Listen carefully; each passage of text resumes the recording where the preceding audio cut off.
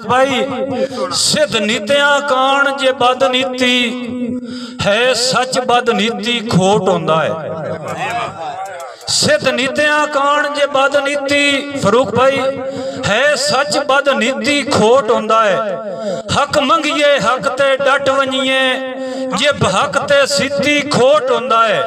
और गल मुंह ते करुण कजाकी है कंड मगरू कीती खोट होंदा है। जिथू खाविए आके फलज रखिए वड्डा निमक पलीती खोट होंदा है। और फयाज भाई मेरी जिंद दा मालिक जिंद जीवी तेरे ना दियां मटियां बरसां जेडे बाहर चवैसे मर्जियां दे सारी जिंदगी मूल ना हरसां। और मैनू जग पिया दड़के लख देसी ना गैर दी ओए तू डरसा। भट्टी साहब तैनू आके सजन बनाया है तेरी जात तू फर्क न करसा। और भाई अलादिता नदीम नारा साहब शाला बख्त ते तख्त सलामत रानी आबे जम पींदा वते कोई दुख ना वेखे जिंदगी विच सुखा नाल तुलिंदा वते। और मैं ता जिंद भी तेरे उत्तू वार छोड़ा मेरी वास्ते बड़ा एजाज है। और मैं ता जिंद भी तेरे उत्तू वार छोड़ा सह चिर ताई जिंदा वते मेरे दिल दी आकिफ नगरी दा सुल्तान सदिंदा वते।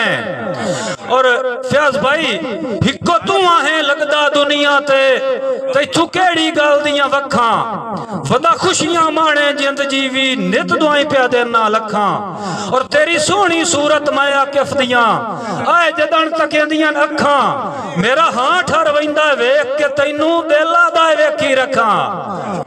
और भाईजान फयाज भाई तवज्जो कर सो भाईजान फयाज भाई शेर सुनो कि जेड़ा साडे वास्ते सिकदा हा ओदे पारू सिकदियां मौत आ गई। पिया दंबल को दतड़ा गल वखरा सुने हिजर नु चिकदियां मौत आ गई। और घर बार न रहा कोई आकिफ किसे जाते टिकदियां मौत आ गई। लगा भा ना रूलदी हसरत नु इंज विकदियां मौत आ गई। और बहुत शुक्रिया भट्टी साहब अल्लाह पाक जनाब नु सलामत रखे मुहब्बत मेरे बिरा दियां। जेड़ा साडे वास्ते सिकदा हा ओदे पारू सिकदियां मौत आ गई। पिया दंबल को दतड़ा गल वखरा सुजे हिजर नु चिकदियां मौत आ गई।